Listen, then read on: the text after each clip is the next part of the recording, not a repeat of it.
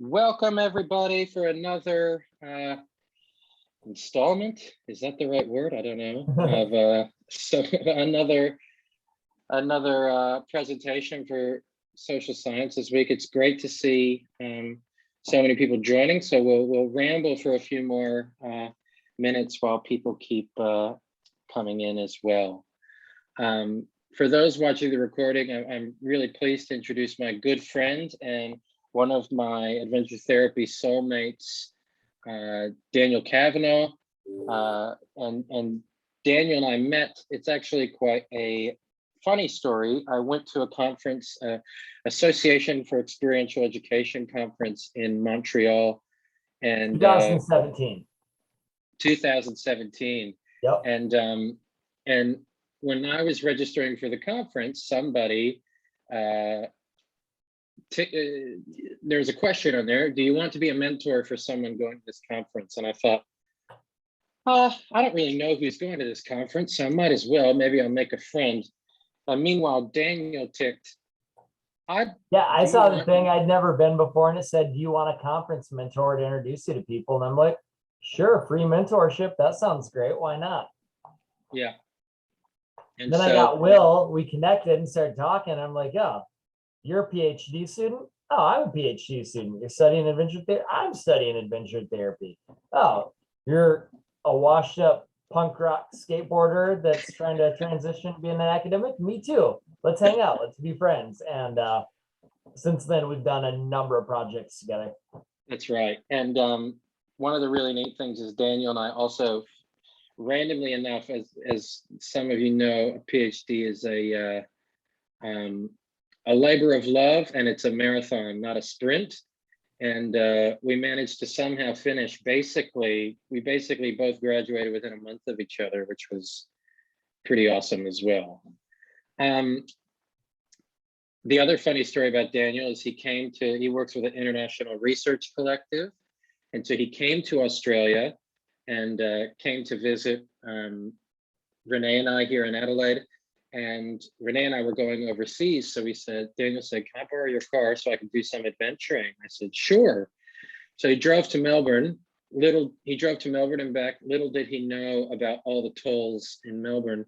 So I got home from my holiday overseas and had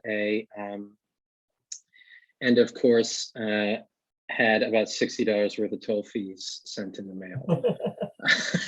So yeah, the freeways were so busy there that I was like constantly trying to how do I get to this lane? And there was no way to get over. And at the same time, I'm driving on the opposite side of the road and the opposite side of the car to what I'm used to. And I'm just trying to not crash their car in traffic. And I'm like, I don't know about these fees. And so I had to buy Will's wife fancy wine when she came to the US as a apology and a thank you for racking up all the tolls in her car. Exactly. So numbers are starting to slow down. I assume more people will pop in when the time is right. Graham, can I pass over to you for an acknowledgement today? Sure, Will. Thank you. And first, I'd like to just point out we've got people joining us from all around the world today. So in Australia, we tend to have a fairly standard formal set of words that most people use. And we're being encouraged to make this acknowledgement more personal and less robotic. So I'd like to acknowledge that we all, wherever we are in the world, we're standing, living, working on land that has belonged to First Nations peoples at different points in the history of where we are now, recognising Europe, etc. But that First Nations peoples have a unique relationship with land, with the environments that they're in. They looked after the place for thousands and thousands of years before it became disrupted by more modern settlement, and that we owe a debt of gratitude to those First Nations people and their ancestors, their culture, their way of understanding the world. And that we have a lot to learn, as well as a lot to be grateful for what they've done looking after the planet, and hopefully we can step into those shoes and start doing some of the things that are needed to look after the place, to look after each other. And so I want to acknowledge the First Nations people right around the world in that regard. Thank you. Thank you, Graham. Thank you, Graham. So Daniel's going to present about some of the work he's done in adventure-based prevention.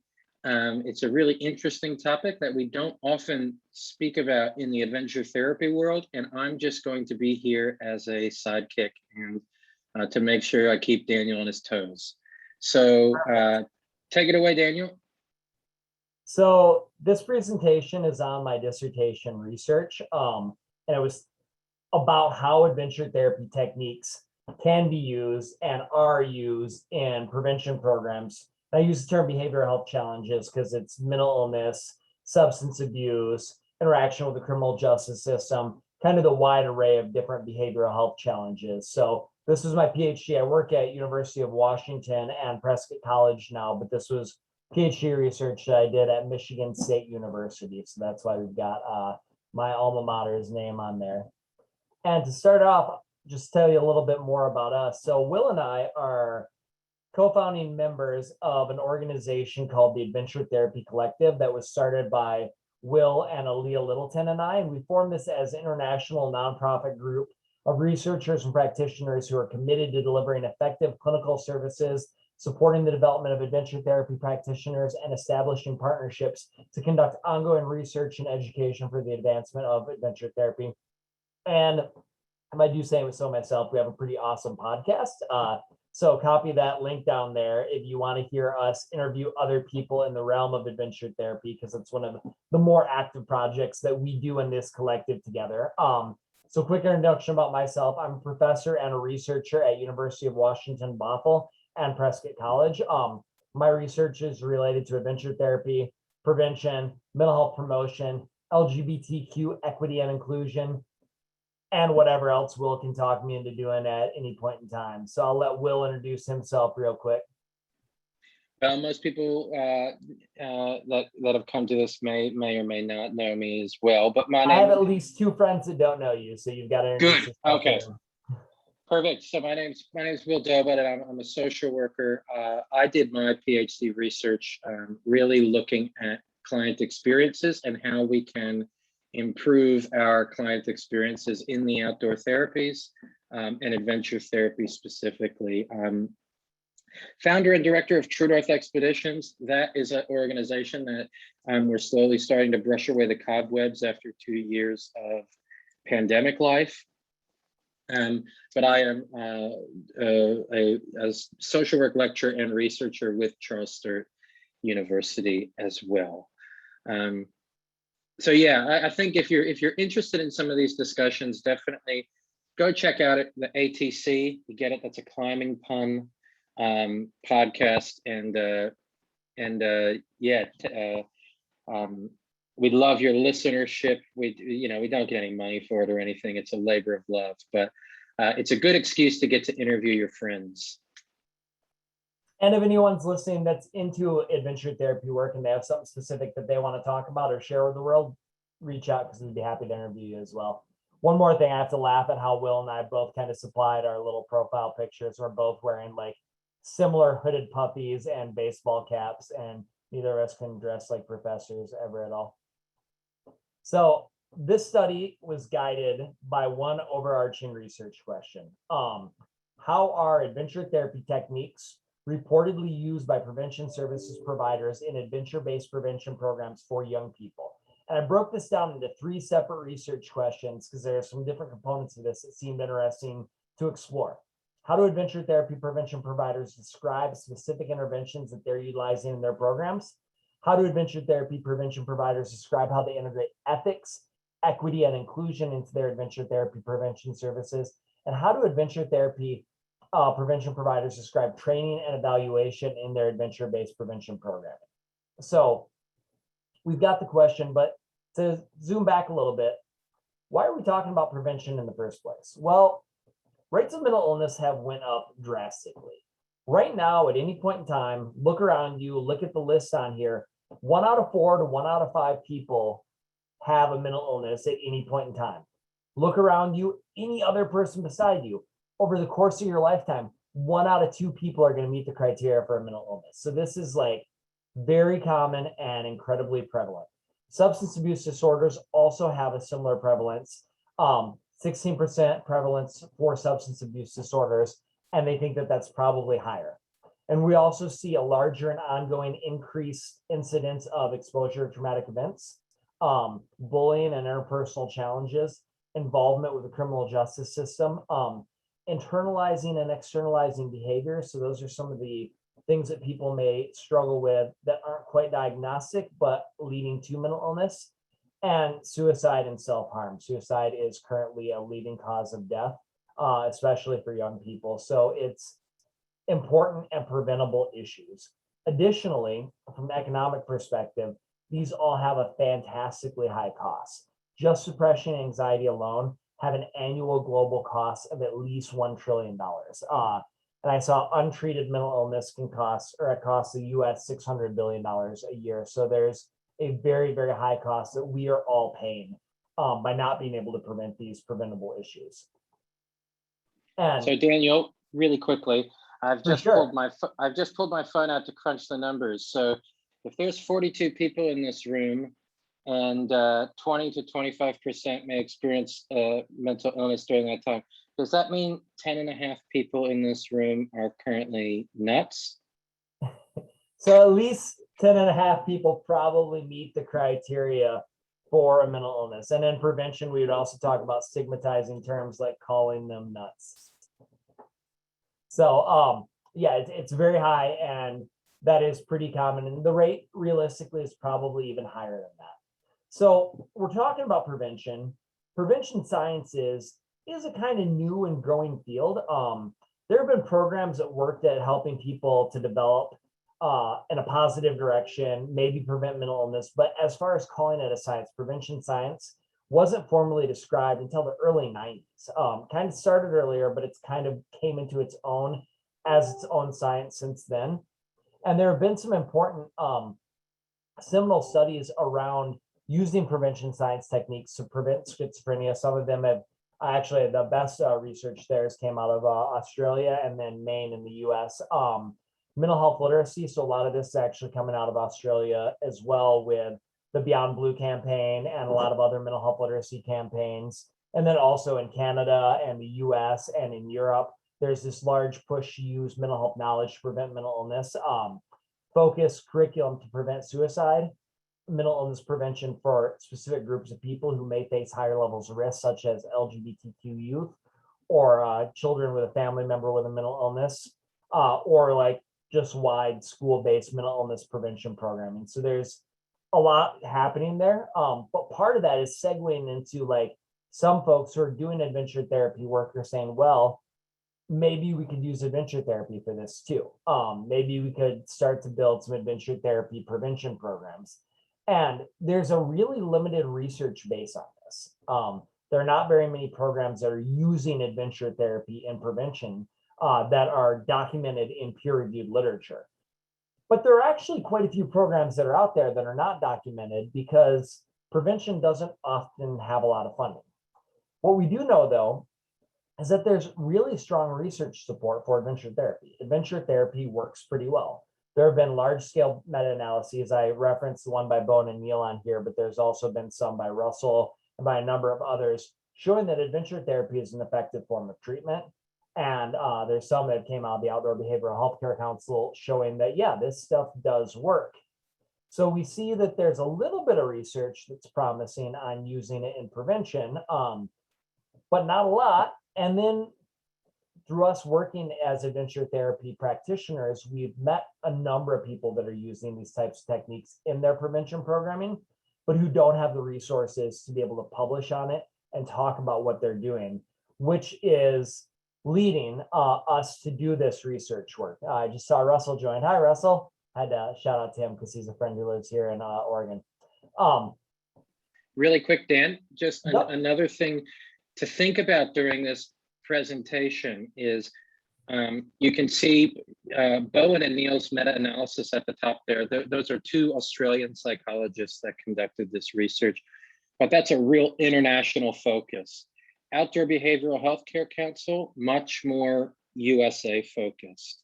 And so while many of us are in Australia, we're really looking at prevention from and tell me to shut up if I'm saying this wrong, Daniel, but we're really looking at us not USA centric, not Australia centric, but international. And yeah, that's a focus. really important point, because when you look at the limited research that we have on adventure-based prevention, those 4 studies there, one, the Santa Fe Mountain Center, that's in the US Southwest.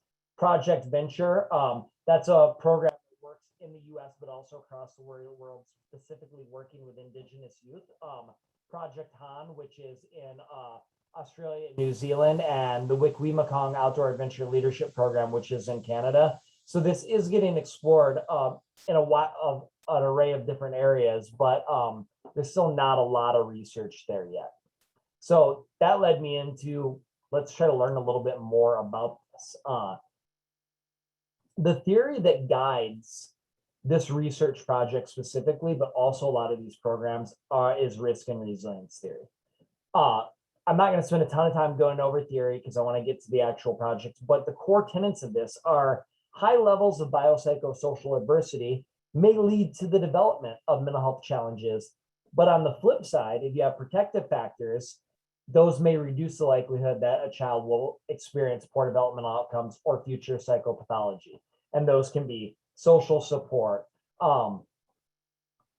supportive environment, school environment, knowledge, wealth can actually be a piece, parents being around, strong community support, and also this thing that we call inoculative risk, where young people who get risk at a lower dose, maybe go through challenges, but have adequate support along the way, can actually learn how to successfully navigate challenges, which was what made this a really good fit for adventure therapy, because that's what's happening in adventure therapy oftentimes, is you're going through some sort of challenge, you're getting some sort of facilitated guiding through the challenge, and then that can help inoculate you or vaccinate the young person against the negative effects of experiencing challenge like that in the future, because they learn a little bit more, similar to how your immune system would learn how to encounter a virus because they got a weakened dose early. You learn how to encounter risk because you get a weakened version of risk with support. And that's kind of that core component about this risk and resilience theory. They used to think that resilience was like this magical special trait. Some people are born resilient and special and they can encounter everything. But they're starting to look at this en masse and says, no, this is what I call ordinary magic. This is something that anyone can have, this ordinary magic. And that this can be supported by these resilience promoting factors I was hammering on a moment ago, like social support, social system support, coping skill development, knowledge about mental health, developmental tasks, matching activities you're doing to development tasks, and learning how to navigate adversity with guidance. Sorry, jumping ahead. So Will told me when I was preparing this, cut out your method slides. You're going to have too many method slides. Method slides are boring. So I've cut this down to 4 slides, which Will probably thinks is 3 slides too many, but it's my dissertation research. So I spent a lot of time doing the method. So I'll breeze through some of this, but I want to talk a little bit. I wanted people to be able to know what happened. This was a qualitative study, meaning I did in-depth interviews where I listened to practitioners in the field. I had a sample, which was per posted and snowball sample. I mean, I picked out specific people who were field experts and then listened to what they were saying to find other field experts that I could talk to. My N sample size was 23, meaning like qualitative research, oftentimes we're going to have a smaller sample size versus quantitative. We have a big sample. We're trying to generalize it or show that it fits with other people. But no, I was looking specifically for the top experts. I talked to providers in Australia, the US, and in Canada that were doing adventure-based prevention work that was expedition-based, community-based in cities and suburbs, and school-based. So I built this out of providers and administrators in the field of adventure-based prevention. And I sought the guidance of 6 field leaders in the realm of adventure therapy to make sure that I wasn't missing people and to find some of the best people that I could to understand more of what's happening in these adventure-based prevention programs. I just have to highlight 23 people from 23 different programs across the world And there's only 4 or 5 studies about this type of work done. So even this small qualitative sample is far more people than there are in the research literature that's easily accessible on the peer-reviewed journal articles. So I'll breeze through this part. Study was qualitative thematic analysis. It's a qualitative technique that you can use to break apart large chunks of data. So in this case, interviews that were semi-structured, meaning I had prompts to open-ended questions, but they were open-ended with some flexible probes, so I could use those to kind of guide a conversation. And it wasn't just quick question answer. Most of the interviews were approximately 60 minutes, but some of them went over. They were done via Zoom and during via phone call, and even one of them was in person. I pilot tested the questions before administration to find out what I was asking about that I shouldn't and what I wasn't asking about that I needed to. And the questions that I was asking were drawn from peer-reviewed literature about adventure therapy and adventure-based prevention. When I recorded these, I then transcribed initially my first interview by hand, and I use online transcription software to transcribe the remainder of them. Use fancy-pantsy Max QDA qualitative data analysis software that helped me to organize my data and to be able to see my different themes as I did that. When you're doing qualitative data analysis, you do it in 2 different stages. You can do more, but I did first cycle coding, which was I read through all these interviews and I organized by chunks of data. So I put little labels and assigned it to little bits and pieces that seemed meaningful. So as I was reading through a paragraph, I might label a sentence. This one was about coping skills. This one was about knowledge development. And I tried to always prioritize in vivo coding, which is important because that means I was using the language of the participants, of the people I was interviewing, because I didn't want to interview folks and then assign my words to their words. I wanted to use their words and let that really shine through. And then the second cycle of coding, I went through based off those chunks I labeled, and then I put them into the themes that I developed. Will, if you're still with me, I'm on to my last method slide. I know he's like, he's definitely 3 slides too far, but. Take a deep breath, everybody. All right, almost near the end of the methods. And I'm sure there's like 2 future qualitative researchers or qualitative researchers who are like, yeah, let's keep going. You didn't tell me enough. So when you're doing qualitative research, you want to have strategies for trustworthiness and rigor. And these are different things that you do along the way to make sure that you're doing the best research that you can. Memoing was the first one I did, which helps me to increase my insight and my research reflections on the data and interview. Member checking, which is, in my opinion, probably the most important, where as I'm doing the interview, I'm repeating my understanding of all the responses that my participants give me. So I can make sure I'm not misinterpreting what they're saying. And oftentimes you'd say your understanding and they'd be like, well, what I meant was this. Researcher reflexivity, which means at the beginning of doing the research, I write a statement where I think about and explicate my perspectives and my positionality in regards to the research subject. If you're going, I don't know what that means I'm talking about my identity as a privileged person, as a white, straight identified cis male, and how that may affect my perspectives going into research. The fact that I come from an upper middle class background in a developed nation that has pretty good supports and how that may affect my background. The fact that I practice adventure therapy and I've practiced adventure-based prevention work. So that may make me biased towards finding things that are positive about this work. And my position as a social worker and as a researcher. So I write all this out to think about it, reflect on it, and then also share that with people that are looking at the research. Intercoder reliability. I didn't just code this by myself. Part of the reason Will's here is he was one of my intercoders. So I used him and then our buddy Chris Russo, and we coded things together. And then we checked to see if we were making similar coding decisions. And then we calculated an intercoder reliability and found that after we made our initial codes that we were organizing data in the same way 83.5% of the time, which was pretty good. Last 2, stick with me. Analytic triangulation. So I was using multiple coders for first and cycle coding, and memoing by multiple coders to increase our insight into our data. So 4 coders developed teams. So it was the 3 of us, and then also my dissertation chair, Joanne Riebschlager. And then we reached the final themes, what themes we were going to organize everything into by consensus to the four of us sitting around and chatting about it. The last thing, I mentioned this previously, in vivo coding. As I was doing my coding, I prioritized using language from the providers for codes whenever possible. I wanted their voice to shine through. I didn't want mine to dominate their voice. So that was done to preserve participant voice during data analysis. Will, we made it through the methods. How are you feeling? Yep, exhausted, tired. I saw you Ready kind of to- fall asleep there a little bit, like there was some drool coming out of your mouth. Yeah. Yep.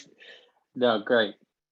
So I'm not going to talk about this slide other than showing these were the findings from the research. I'm going to talk about each of these on individual slides, but the overarching research question, the 3 sub-questions, and then the themes are organized here by those sub-questions. So if anyone wants to take a screenshot, if they have interest in wanting to have captured what those major themes are, then in a second, I'm going to jump into going through each sub-question. So then we can get a little bit more in depth and give richer descriptions. So that first sub-question, and this was really the question that drove me to the research in the first place, because we wanted to understand more of what is happening in these adventure therapy-based prevention programming. So how do adventure therapy prevention providers describe specific interventions that they utilize in their programs? And the main themes that came out of these questions asking about what they were doing, the number one, and I love this, it was engagement. And they specifically said, everyone buys into it voluntarily, which for people who've worked in adventure therapy, especially in the US, that is not always the case. A lot of adventure therapy is used in mandated work. And this is far different because these are young people and participants that are saying, yeah, we want to do this. This is a good option for us. And that they specifically talked about how this type of prevention programming led to better client engagement. And then they also talked about leading to better provider engagement. So as adventure therapy prevention providers, they felt like, okay, I'm not a person that can sit in my chair all day. I'm not a person who can do office-based work as well. And I know that I'm a better provider when I'm doing adventure-based work. And when I get to the bottom of the 5th theme, I'm going to talk about the types of work that they were doing that help to engage them and help to engage the clients. The second theme that they talked about was the importance of this type of technique for connecting. And when you're doing prevention work with adventure therapy, it's about connecting with others, the other participants, the people that are in your group, between the prevention provider and the participant, and also connecting with nature. That you're using this connection to facilitate positive youth development, positive mental health development by doing this interconnected aspect, which is a social skill component. And also it's learning from kind of an eco-psychology perspective to connect with the natural world around them and have a safer and healthier environment in the natural world when they're doing these activities. The next one, reflection, processing, and metaphor. And this was folks getting down to discussing more of the nuts and bolts of how they're doing these interventions. They're saying it's not just the activity, because anyone, I can take you out and we can go hire a climbing guide, or we can hire a canoeist, or we can hire a kayaker, and we can go do it. And there might be some positive development that comes out of it, but it's not an adventure-based prevention programming. It's how they reflect on them, process it, guide it, and the metaphor that they use during the activity. The facilitated reflection on what occurred during this activity. And some of it they described as happening in the moment, like while you're going through a challenge, what feelings came up, what thoughts came up. And then also after the activity, when people thought back on what they did and maybe how that applies to their life, how they can use those skills in the future to navigate challenges, to navigate adversity. The next theme, and this is one that really builds on that in vivo coding, and you can see it in all the sub-themes below. Building resilient kids was my words. Their words were to do better in life. These programs help people to do better in life. And these are all directly from participants in this study, that when you're using adventure therapy, adventure-based prevention programming, that you're helping the people you work with to develop coping skills, develop empathy for one another, build social skills. You're empowering your participants. you're matching the interventions that you're doing to their developmental stages in life, which they were saying was, you may have someone that's going through a point in their maybe teenage years where they're trying to do some differentiation, trying to break away from their family unit a little bit and find themselves. And you can match an activity to that where they can help to find success outside of their family unit. So matching it to the stage that the young person's going through. Perseverance, self-reliance, overcoming challenge, and learning life skills. They talked about a wide array of learning life skills. Maybe it's the first time in some of these expeditions that the young person's plan and cooked a meal. That some of these things seem kind of esoteric and out there, but actually directly apply to what they're going through. And then Daniel, there's some questions coming in, and I think it's worth sort of diving into and thinking about what we mean by prevention. So quite often we look at adventure therapy, and I know for me in the wilderness therapy literature, most of the kids I've been sent to, it's the last resort. They've sat on a therapist's couch. They've parents have sat on therapist couches, and they're just trying to do anything. And they finally go, oh my gosh, we're going to send our kid away to the woods. And that's sort of last resort. Prevention work sort of starts at, what about when people are younger and we look at the adverse childhood experiences that could help us locate those most at risk? Can we start working with them now before they're totally disengaged? Am I saying that right, Daniel? Yeah, absolutely. And I apologize for breezing through some of this because this is a condensed version of 250 pages of research. So I'm trying to make sure to get through it. But yeah, these prevention programs, although they look a lot like if you went and sat in one, it may look similar to therapy. These are not young people that are coming in and saying, I have depression, I have anxiety, I have this diagnosed condition, I have this diagnosed substance abuse disorder. These are young people that were identified because they face some increased level of risk, or also just because young people in general face risk. So we have those primary prevention programming for everyone across the board saying young people in middle school maybe need some extra support. So they go through and do this prevention programming for an entire middle school. Or there was some specifically that I mentioned, prevention programming for LGBTQ identified people, because oftentimes we know that there's health disparities for LGBTQ identified folks and mental health disparities, where due to all the excess discrimination that they get, that they may have more struggles and may need some extra support to navigate some of those challenges that they experience. Another one was children of parents with a mental illness. So these prevention programs, some of them are across the board, and then some of them are really focused on specific people that are identified as facing a higher level of risk due to a wide array of things. It could be parental substance abuse. It could be intergenerational mental illness, poverty, a number of different things. So that's kind of a little bit of the description there. And so these programs were really focused on building resilience and supporting the development of resilience in these young people. And I went into this research expecting folks to talk about like maybe a specific thing, like, okay, we use a ropes course and this is the best thing for the intervention, for prevention. But actually what I got was far different. They talked about what they called the in the moment grab bag of activities. They said that when we're doing adventure-based prevention, it's not important that we're specifically taking kids sailing or that we're specifically taking kids rock climbing or that we're doing this one game that is the best prevention game. They're saying we keep a grab bag. We have different things that we've been trained in that we know that we can use to facilitate coping skill development, that we can facilitate the development of resilience, and kind of meet our clients where they're at. So maybe we have a group that comes in and they need some social skill work and some teamwork. So we're going to use a facilitated game that focuses on that. Maybe we need someone, or we work with someone who seems like they want to develop some perseverance, and that will help them with life challenges. Then a challenging backpacking expedition might have been chosen.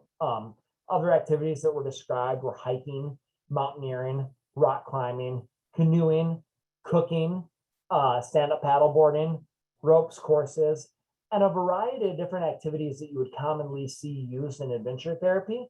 But the way that they were offered and matched to what was going on with the young people that were in the room was facilitated to guide prevention and to prevent the development of mental health challenges later on by building resilience now.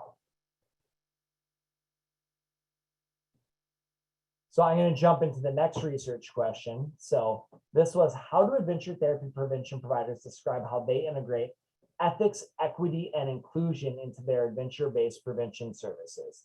And this was important because adventure therapy as a whole, the field has been criticized, and rightfully so, because oftentimes it was done from a white male patriarchal approach, and it didn't always pay enough attention to diversity, equity, inclusion, strong ethical codes. And so this was something that I wanted to ask some questions about and find out about.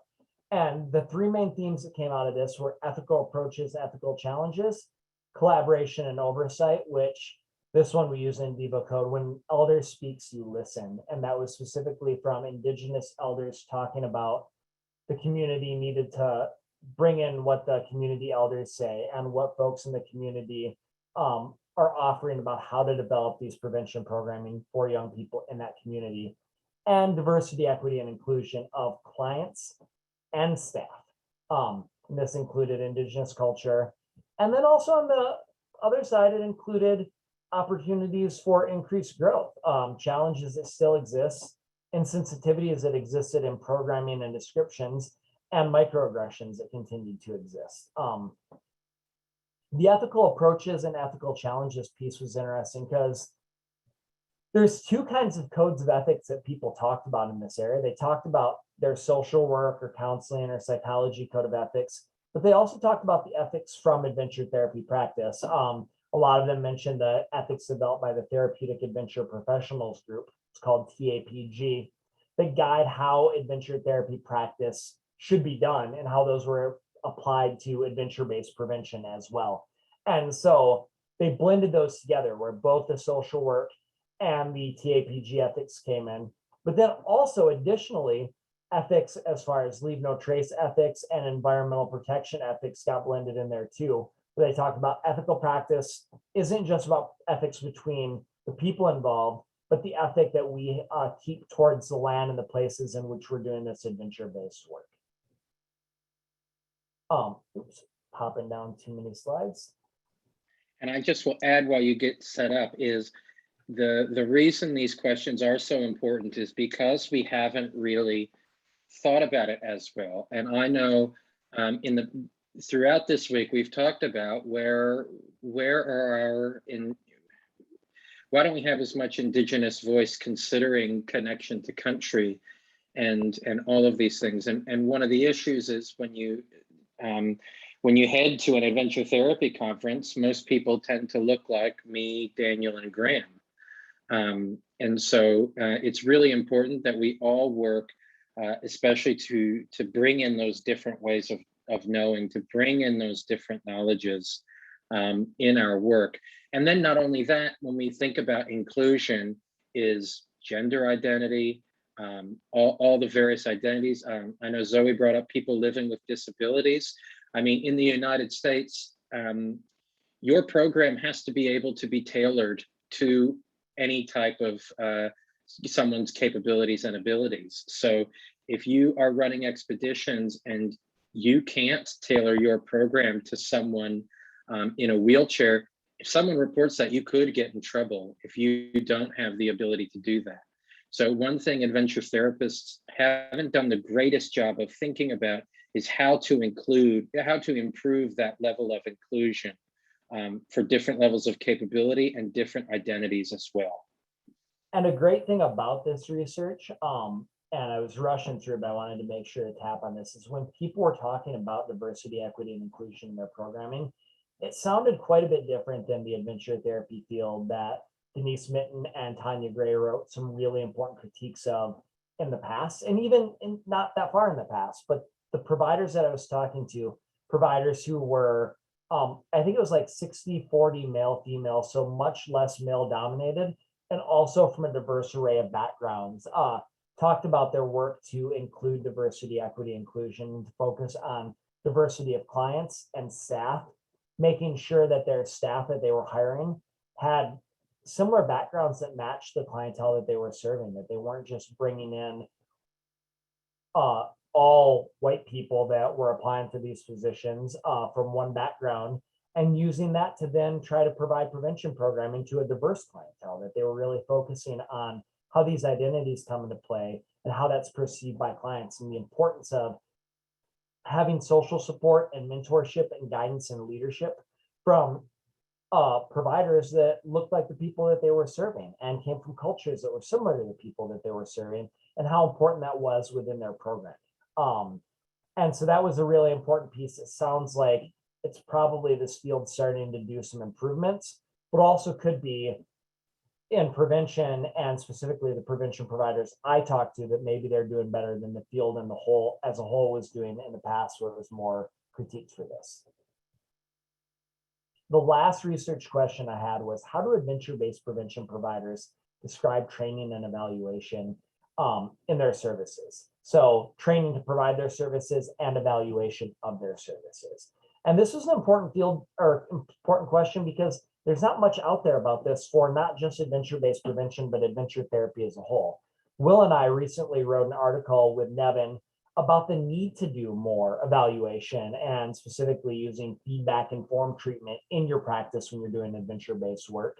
But there hasn't been a lot of that described across the board. So that was an important aspect of this, was folks talking about every single program provider I talked to said that they use some sort of evaluation, some form of program evaluation and outcome assessment with the young people that they were working with.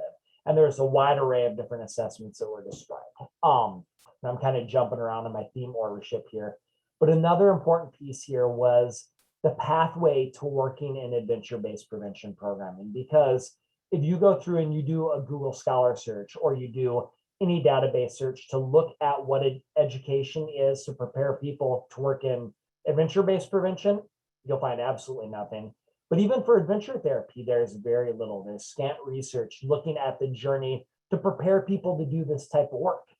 And when we look at the number of folks that have registered for just these talks in social sciences week, and the number of folks that are doing this work in this field, there's a lot of people out there for us to know so little about what's happening.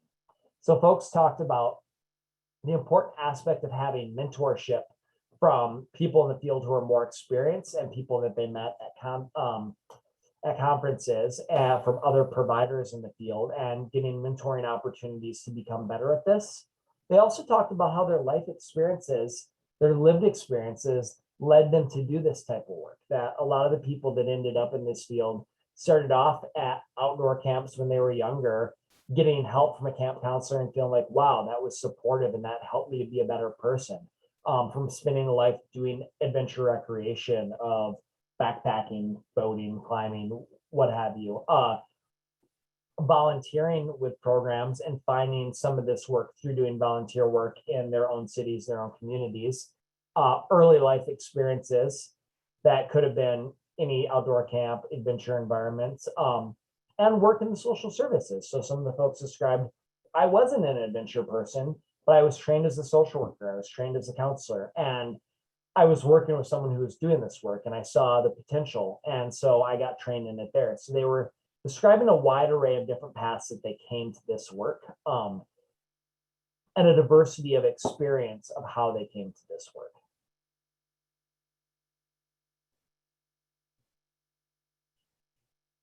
Lastly, there was the piece that they described about the research that's starting to develop, and they described adventure-based prevention research that is beginning to be done, that's not published yet, and the little bit that has been done, and that's been a piece of their evaluation. And a number of the providers that I talked to have described that there's research that they're working on that should be coming out demonstrating some of the efficacy of these programs in the near future. And one of the things, when Daniel showed the list of programs that do have some initial research, for those that were here yesterday, I talked about how being able to, we have two pieces of research that we have to do. We have to research in a way that positions adventure therapy, that it gets recognition on on the National Registry of Evidence-Based Practices and Programs. That's the gold standard. That's the OBH Council's mission in the United States. And then we have this other side where there's so many other different ways to different types of programs trying to get that status as well. Or sorry, trying to just build research, just build some sort of evidence. One of the most amazing things is Project Venture, and Daniel, please correct me if I get this wrong. Project Venture was registered on that National Registry of Evidence-Based Practices and Programs. That is where CBT, DBT, ACT, all of these gold standard therapies, Project Venture's adventure-based prevention work run by First Nations people in the United States, for First Nations people in the United States. And that National Registry has articles. If you look at if you Google Project Venture, you will find articles that Project Venture or the National Indian Youth Leadership Project, they both are the same name for or different names for the same program. But both Project Venture and the Santa Fe Mountain Center program were both on that list. They were the only two adventure therapy programs on that list. They were both adventure-based prevention programs, which is pretty incredible. So there has been a small research base, but the programs that are on there, they've showed, wow, these are actually effective. These are really wonderful programs. And yeah, Project Venture, I'll try to find the article to place it into the Padlet site, which I'll give you all again, that has all their recordings and slides and resources. I'll put Daniel's thesis in there maybe, and we can see if anyone actually reads the whole thing.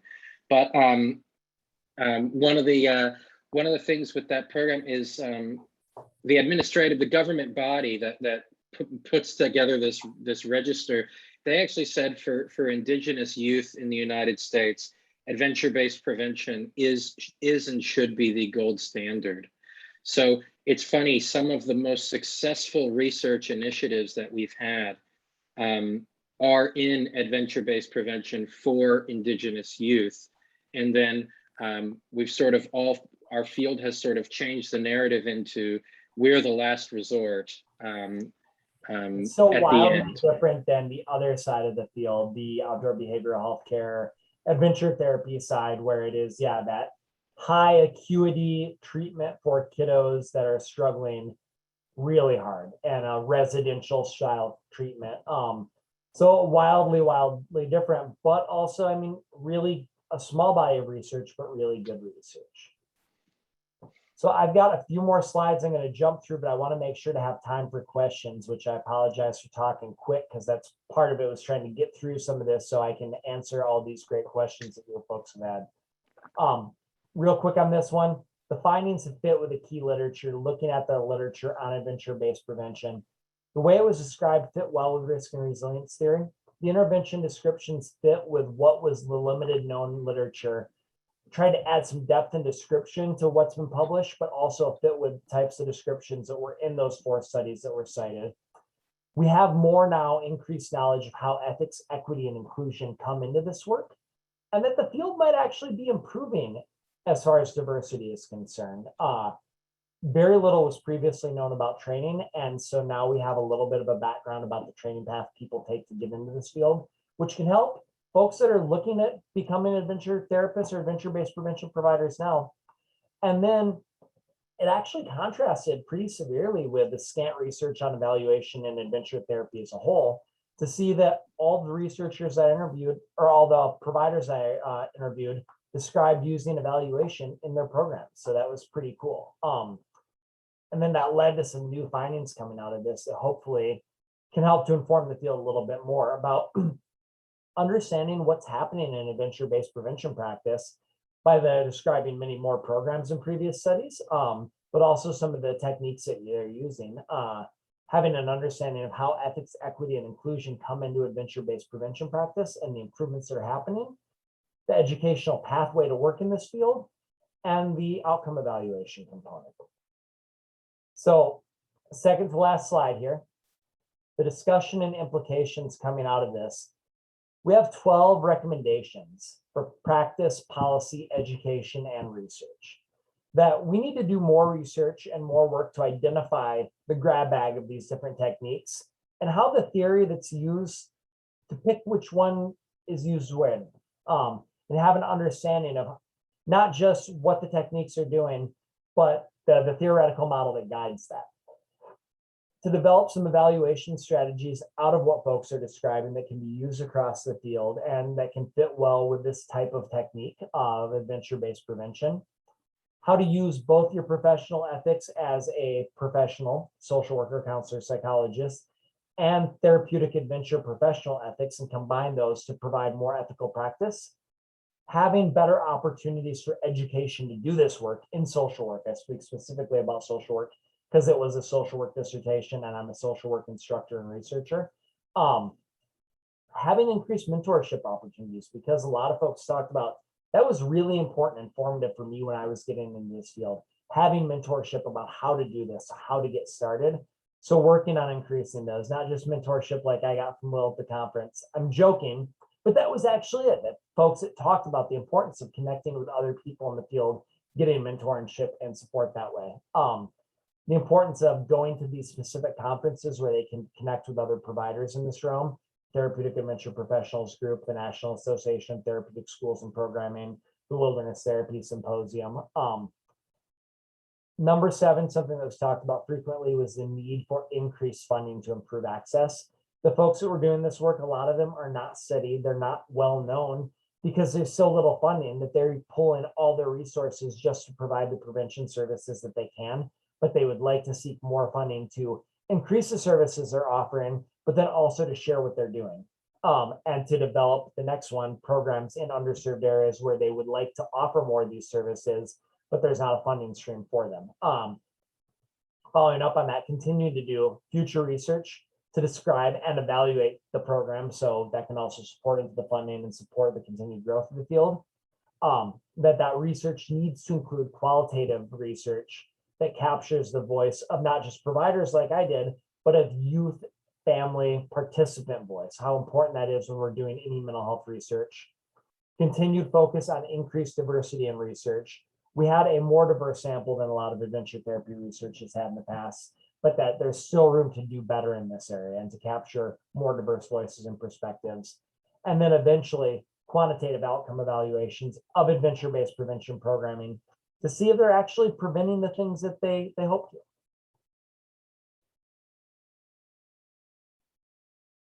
So there were some strengths and limitations to this study. For strengths, we've got Lou Ferrigno there, or Andre the Giant, sorry, misspoke. Yep. And he's lifting up 4 people. He was a wonderful, kind man, so I used him for the strengths. I had a lot of strategies to increase the trustworthiness. I was able to purposefully choose field experts. I was able to connect with folks that are known as well-respected program developers and service providers. That I offered strong gender diversity. It was like 58-42%, I think, male, female. And then I was able to offer some of the first descriptions of how adventure-based prevention programming is delivered from the mouths of the providers themselves. Some of the limitations of the study are that it was a non-random sample, meaning I picked these people. It wasn't sampling the field as a whole. There are folks that certainly could have been left out. It's not generalizable. So this work applies specifically to the people I interviewed.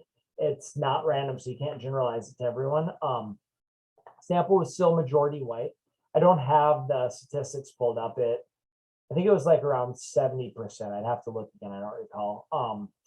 And then it was self-report provider data. So it would be good to have some data where someone went out and did naturalistic observations in the field as well. So those are kind of some of the strengths and limitations to leave this with to think about future research in this area. Thanks. Thank you, Dan. I've combed some questions here. And we have officially 5 minutes, but I can definitely stay way longer if folks have more questions. So I apologize. I was trying to get through some of that quicker so we'd have more time for them. Yeah, no, definitely. I think one of the things with prevention, and where there's been some questions about how do we know if prevention is effective, it's really hard to say. I think a way to, not to talk about myself. I had a father go to jail for a year when I was in 8th grade, right?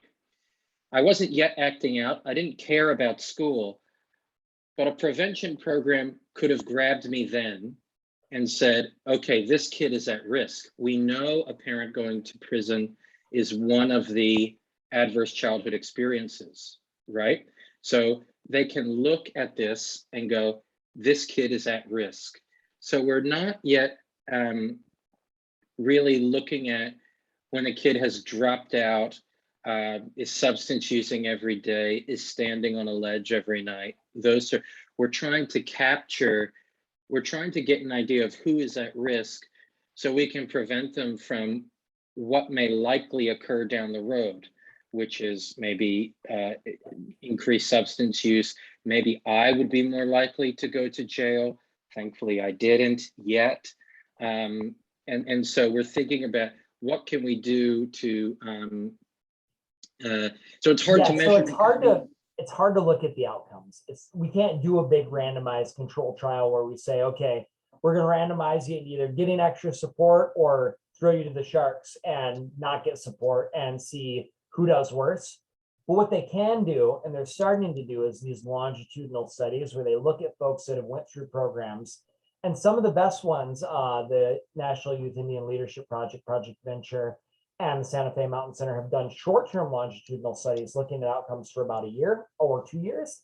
But the best case scenario, the gold standard for this type of work would be to be able to follow people for 10 or 15 years and see how they continue to progress through the expected developmental stages. But then in the short term, you could also do, you can use resilience scales. You can use scales to measure how they're doing right now and how that predicts avoiding mental illness. So if you see folks went through a program and they have a reduction in internalizing behavior and externalizing behavior, the behaviors that can lead to a future mental illness, then we can say there might be a positive effect of this. And this seems like that could be helpful. And that we can also look at their resilience. Their skills are scales developed specifically to measure traits associated with resilience. And if we see a pre to post increase on a scale that demonstrates resilience or a trait associated with resilience, say you've got mental health literacy goes up from the beginning to the end, stigma goes down from the beginning to the end, resilience increases, you say, okay, these are measurements that demonstrate that this did something positive, that this offered a level of support to this person that went through the programming.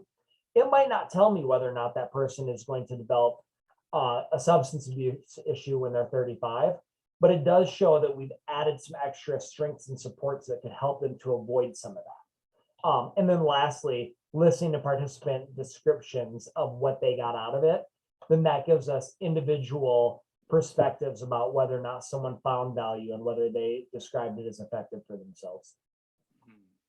Right. And the other question that came up earlier was about your finding of involuntary or not. And so, and I see yeah, that one actually isn't even I mean that was in the engagement where it said everyone wants to participate and we're all want to do this, we want to engage. So I specifically did not interview. It wasn't me actively making the choice, but like I knew who I was interviewing. And I knew that none of the programs that I was interviewing were people that were doing involuntary prevention programming, which there's some of that. And some of the providers I worked with even may have done some of that in the past. I know some of them worked in criminal justice fields where maybe the court persuaded people to go to a program. And so there's always some level of coercion when the court is persuading someone versus something where it's mandated for treatment. But everyone described voluntary engagement and the participants wanting to be there and wanting to do the work and enjoying it. Yeah, and I was going to say the reason I sort of commented that involuntary is on a spectrum is I live with 2 teenagers and asking them to make their bed is often an involuntary request. So there's a bit of coercion there. I typically don't kidnap them out of their bed, kidnap them from school and go, come back home and make your bed immediately, or you can't go back to school, or you can't hang out with your friends, those sort of things. That would be on a serious spectrum, or at the serious end of the stick. But I think it's important that the prevention research, we're not looking at OBH, extended stay wilderness therapy programs. That's more of an intervention research, even though everything's an intervention. But of course, the reason involuntary is on a... To build on what you were saying there, one of the programs, the Wik-We-Mekong program, that was described in the literature in Canada, the entire community, all the young people from this tribal community participated. So I read that and I hear, yeah, there's probably a level of coercion. I don't think it was, you have to do this, you're forced to do this, but it was a thing where, okay, if your friends, if your family members are doing this, there's probably pressure from other people in the community to do it. So maybe there were some young people who are like, I don't know, I'm kind of on the fence about this, but I'm getting pushed by all these folks, so I guess I'll give it a try. So probably some of that as well. And if we take the angle of substance use treatment with adults, I know, for instance, my father never voluntarily went to see a therapist. It was my mother saying, I'm going to leave you if you don't go see a therapist. So he could have just not gone, but he was still technically voluntary. He consented to going, he agreed to go. So I think it's important we make a distinction, because this is something I know myself, Daniel and Graham and Nevin Harper, we've written about this and spoke about this previously, that the most coercive, involuntary, unethical end of the spectrum, what is prevention work, gets lumped in with all of that. So not all outdoor therapy or adventure therapy is transporting kids long-term stay away from home. We're looking at ideas of doing this work in nearby nature, in a young person's community, these sort of things. So we need to make a distinction between the programs at this end of a spectrum and the ones at the start. Yeah, and this was part of what brought me back to school to do a PhD, was I was doing adventure-based work, some of it prevention and some of it treatment, in a community mental health setting in Portland, Oregon. So a large city of 600,000 people. And I was working all with people who were young people who they were voluntarily there. Maybe their parents said, you should go to therapy. And they said, okay, I guess if you increase my allowance that you pay or give me a treat. But still, every time I would talk about the work that I was doing, and this would be work, I would go to a young person's house, we would meet up, we would go for a walk in nature, we'd do an activity. If they wanted to go home, my only question would be, do you want to stop and get a burger along the way? Do you want to stop and get some fries? But still, I would talk about this work at conferences, in staffing, in trainings, and it would always come back to these rolling enrollment, wilderness therapy, boot camp style programs. And so I said, there needs to be some more research to show some of these excellent things that are happening in this field, some ways that people are using adventure to support mental health for young people, that show that this is a wide spectrum of different types of programming. Just like there's residential treatment in regular mental health settings that is involuntary, that the type of adventure work I did is as far from those wilderness programs as outpatient therapy is from residential treatment centers. And so I wanted to do more to showcase some of those differences and say, hey, there is some adventure therapy work that is strongly ethical, that is guided by the NASW Code of Ethics, National Association of Social Workers, or whatever professional body, because it's just good therapy work. And you're using the outside, the outdoors, you're using activities as a tool to support what you're doing. And it's wildly different than some of those other programs that are just not even close to the type of work that I'm doing. The similarity is that we're outside. But other than that, the similarities are not that many. Yeah. Last question, Daniel, because I'm conscious of keeping everyone's time, is you talked about needing to find a way to get these prevention programs to obtain increased funding. How were the programs funded by the folks that you interviewed? What was the most common level of funding? I'd say probably the most common level of funding is through municipal or small government. So it would either be a local community, a local police department, oftentimes a school district, who are saying, we have this problem that we're dealing with locally. We might not have big federal dollars to support it, but we can build a program with some of our funding for social services to address some of the things that we have going on, whether it's substance abuse, mental illness, gang violence, unemployment, criminal justice involvement. We have a population of people that are struggling with this, and we need to build some programming. So we'll take some of our education dollars or police dollars or social service dollars, and we'll build a program to do some of this.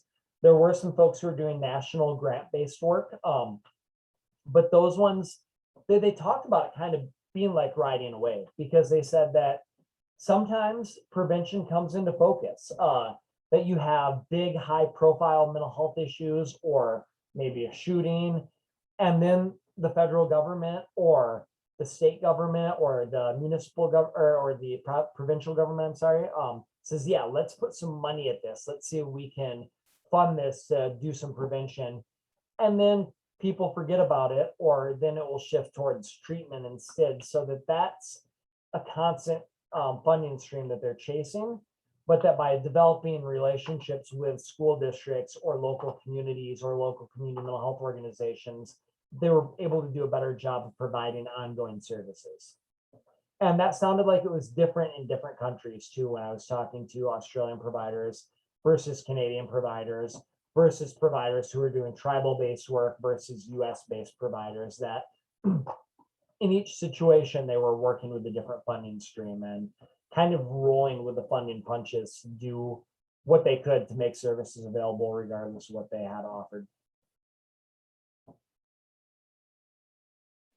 Absolutely. No, really good answer, Dan. And yeah, I think a really good segue would have been to have Mark Kartner do a discussion about what a prevention program can look like as well, because I just put in the chat box that he is an exemplar. And I think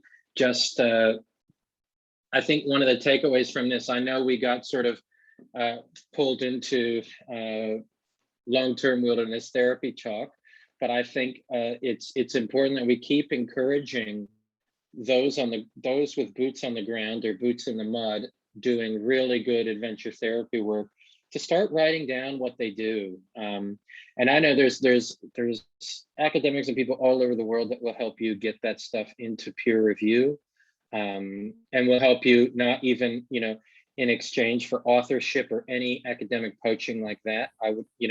I just want more people to get their work into the narrative so that prevention work can also be part of our story, because actually in the research world, it's been one of the most successful parts of our story. And so I know for me, go ahead, Dan. Funny, it's been one of the longest parts of our story too. If you look at the history of adventure therapy programs, a lot of them started with these camps way back in like the 1800s to support young people learning the right path. And that was kind of our core early on, that prevention and positive youth development, long before those were even terms that were used, were kind of what was happening in adventure therapy style programming. And then therapy found the medical model, and adventure therapy found it as well. And we learned how to switch towards this treatment of these mental health conditions and substance abuse conditions. So yeah, we've been around doing prevention work with adventure therapy techniques for longer than prevention science has existed, for longer than adventure therapy has existed. And we have some of the best examples of adventure therapy tech programming in prevention work. We just have a deficit in the research that's done on it. So that's one of my goals, and part of my agenda is to try to improve the research. So when Will says Mark Kartner's name, everyone's like, oh, I read the articles about that awesome program that he's doing. Or when someone says Project Venture, people say, oh yeah, we've read those 30 articles, because it's a strong enough program. There should be 30 articles about it. It's been replicated in so many countries with so many different groups of indigenous people that it should be strongly represented in the research literature. But it plays into that funding issue that we don't have the funding that's encouraged researchers to go out and explore all the cool things that are happening and the great outcomes that are happening in this work. Yeah, that's a great place to wrap up, Daniel. Thanks so much, everybody. And I'm going to put my email in the chat box. If Yep. anyone has any questions, if they want to reach out about anything, I may be slow to respond because I'm teaching at 2 different schools, but I'll be happy to answer any of them for you.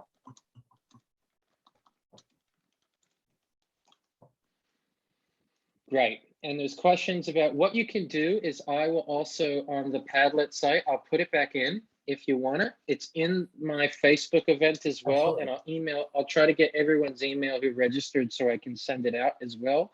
Is I'll make a spot for specific questions, and then hopefully people like Daniel, Graham, and Graham's email is there as well. We can spend time over when we get time in all of our busy lives to respond to some questions and like that. So yeah, definitely go in and comment some questions wherever you'd like. But thank you so much. And tomorrow, I don't remember the time, but we're talking private practice with Doug from Gippsland Adventure Therapy. And Doug is awesome. So make sure to register and we'll see you all soon. Thank you so much.